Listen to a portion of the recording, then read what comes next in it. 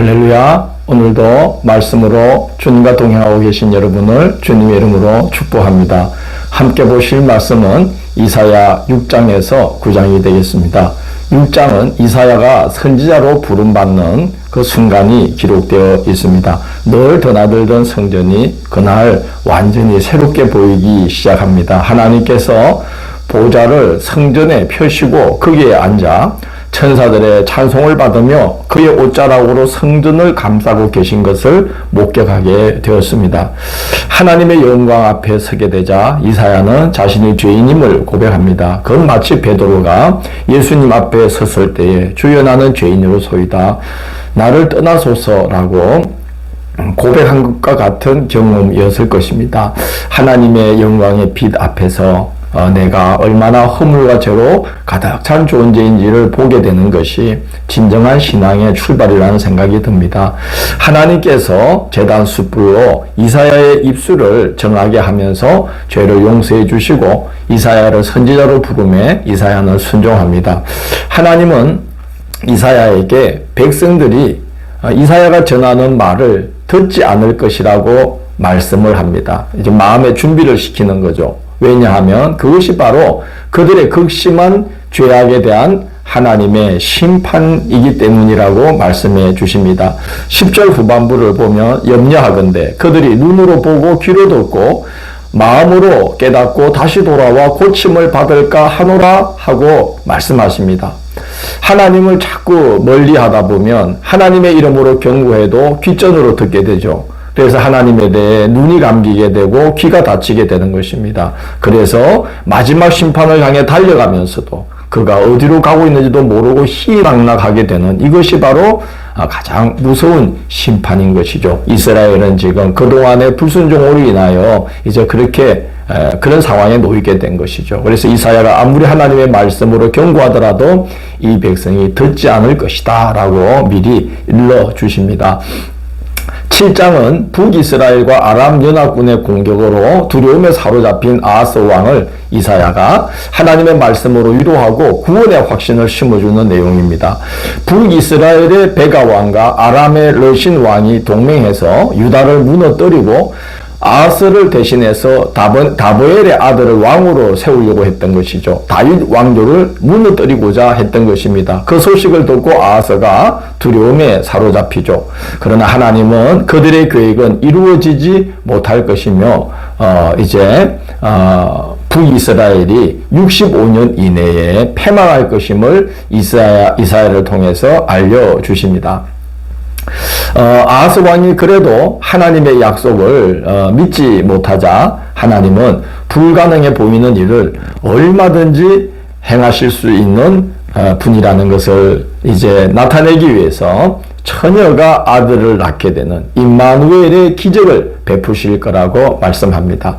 7장 15절을 보면 그가 악을 버리며 선을 선택할 줄 알 때가 되면 엉긴 젖과 꿀을 먹을 것이라고 말씀합니다.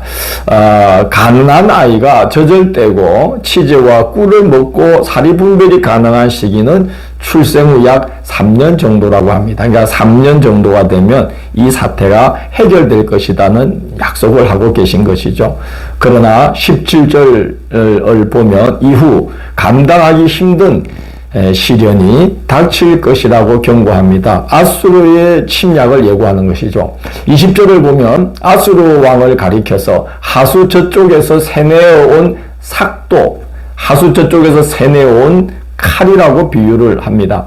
아하스 왕이 아람과 북이스라엘 동맹군을 물리치기 위해서 왕궁 곳간과 성전 곳간의 금은 부화를 꺼내어서 아수르 왕에게 보내어 원병을 세내어 오지 않았습니까? 바로 그 일을 하나님께서 비유로 말씀을 하시는 것이죠. 그런데 원군으로 왔던 아수르가 침략군이 될 것이라는 말씀입니다. 그 패는 끔찍하다고 말합니다.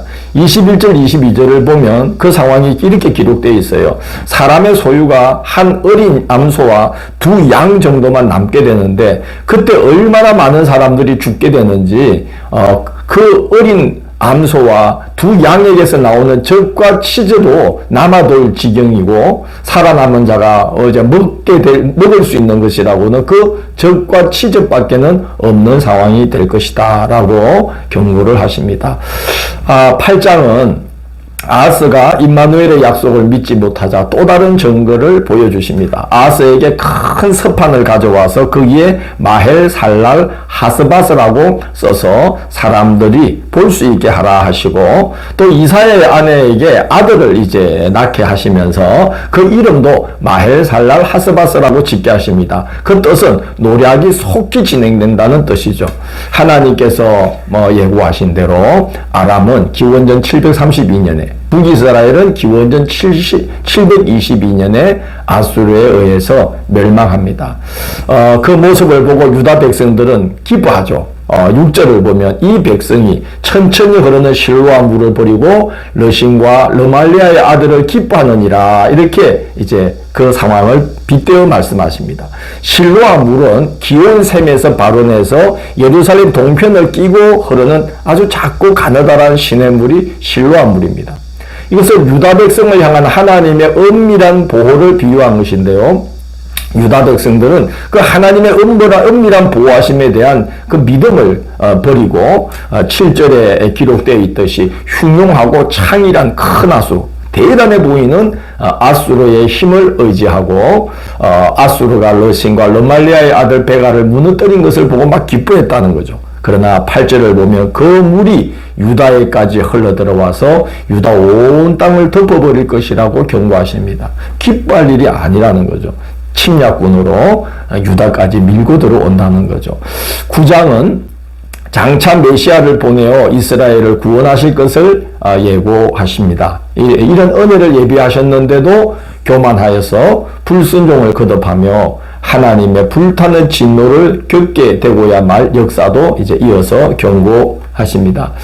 6절, 7절은 메시아에 대한 약속이죠. 하나님께서 한 아기를 보내어 평강의 왕으로 다윗의 왕자에 앉히시고 영원히 정의와 공으로 그 나라를 보존할 것이다 라고 말씀합니다. 그러나 이방 나라들의 이어진 침략으로 황폐해진 백성들에게 이 약속은 믿기지 않는 약속이었습니다. 그러나 이사야는 만군의 여호와의 열심히 이를 이루실 것이라고 말하면서 믿음을 갖기를 호소합니다. 이어지는 본문은 이스라엘이 교만과 불순종으로 대가를 톡톡히 치르게 될 것을 예고하는데요. 이것은 단지 북이스라엘만 지금 말하는 게 아니라 남유다도 함께 통틀어서 이스라엘이라고 말을 하고 있는 것입니다. 그 경고를 보면 그럴지라도 여호와의 진노가 돌아서지 아니하며 그의 손이 여전히 펴져 있으리라 라는 경고를 반복하면서 하나님의 심판이 끝없이 이어질 것을 말씀합니다. 자비하시고 인자가 한없으신 하나님이시지만 한번 진노하시면 얼마나 무서운 심판을 행하시는지를 증거하고 있는 것이죠. 징벌을 받으면서도 회개하지 않는 이스라엘의 완고함이 9장 10절에 참 잘 표현되어 있습니다. 이렇게 말하죠. 백성들이 벽돌이 무너졌으나 우리는 다듬은 돌로 쌓고 뽕나무들이 찍혔으나 우리는 백양목으로 그것을 대신하리라 하는도다 라고 이제 하나님께서 그 상황을 보시고 탄식하십니다. 말하자면 아직도 믿을 구석이 있다고 그들은 계속 말하고 있는 거예요. 징벌을 당하면서도 회개할 줄 모르고 자꾸 인간적인 방법들, 여전히 자신들에게 남아있는 어떤 의지할 것들을 붙들고 있는 모습을 비유한 것입니다. 우리는 하나님이 말씀만 하셔도 그 귀가 열려서 듣고 또 마음으로 깨닫고 순종하는 그런 백성들이 되어야 되죠. 그리고 하나님께서 자그마한 그 징조와 경고만 보내주셔도, 사인만 보내주셔도 적각 깨닫고 마음을 돌이켜 하나님 앞에 아주 반듯한 모습으로 우리 마음을 다시 이렇게 바쳐드릴 수 있어야만 우리는 하나님의 백성으로서 하나님의 복이 얼마나 그의 백성에게 임하는지를 보여줄 수 있는 복된 정보로 쓰임받을 수 있다는 것을 생각해야만 되겠습니다. 내일 7월 23일 금요일은 이사야 10장에서 14장을 하나님은 나의 구원이시라 라는 제목으로 살펴보도록 하겠습니다. 오늘도 함께 해주셔서 감사합니다.